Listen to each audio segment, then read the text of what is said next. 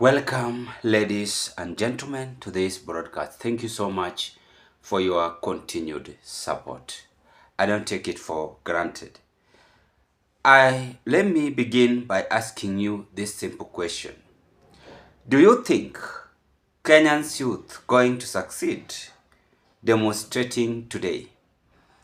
Because I told you very well that the current head of state is a cunning president.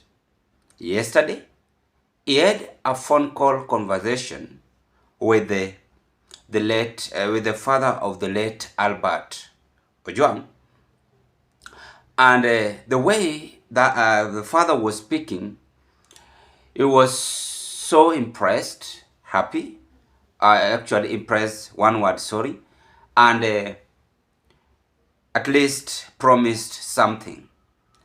Now the big question is, if Kenyans going to demonstrate, yet William RUTO had destroyed everything by having a conversation with the father, how are they going to put it now?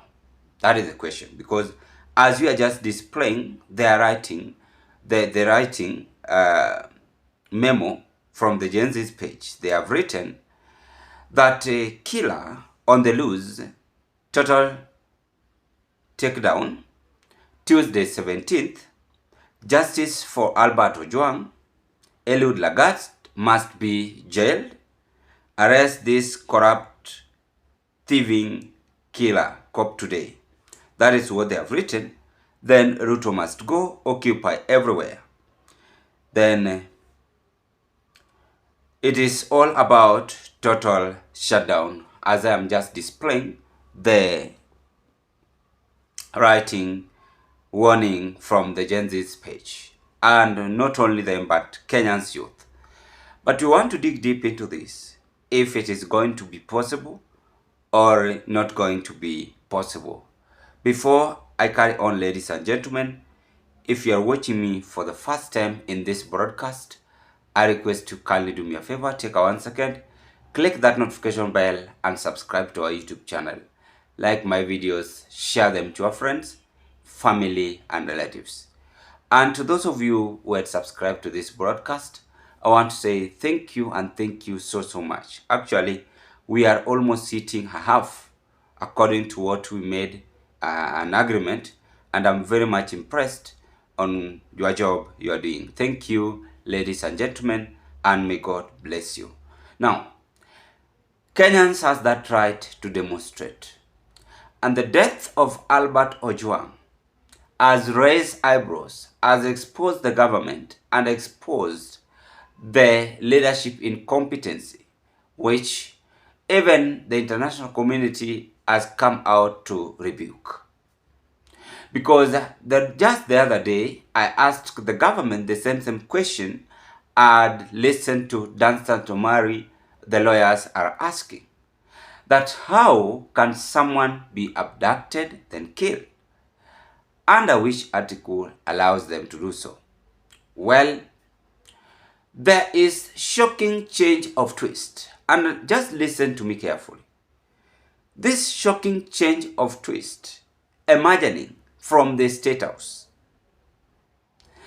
Now, because they are aware of the expose, the only option they can do is to pamper the father of the disease. That is Albert Ojwang the late. And that is what they are now aiming to.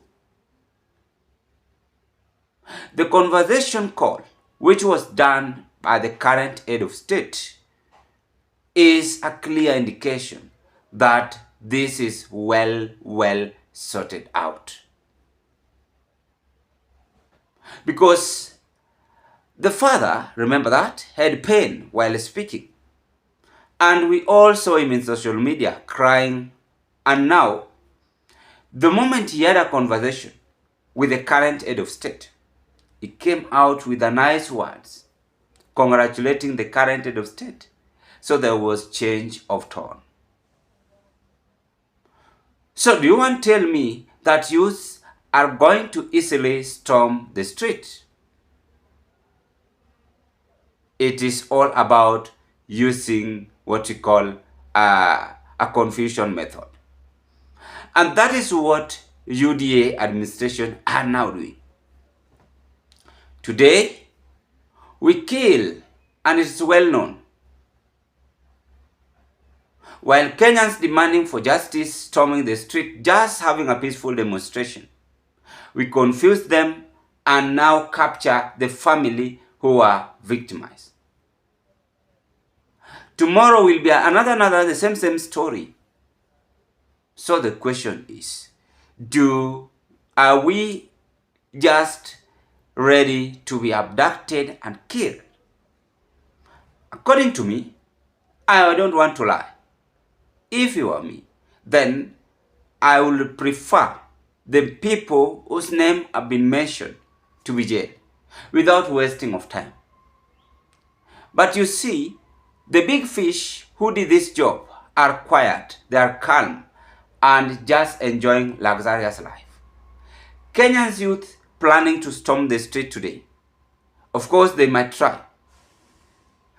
But the current head of state seems to cover everything. He don't want to be known more. And that is enough evidence. Now the youth are questioning. How now? If the person whom they were fighting for, because they were trying to get evidence, who is this person abducting Kenyans and killing Kenyans every now and then?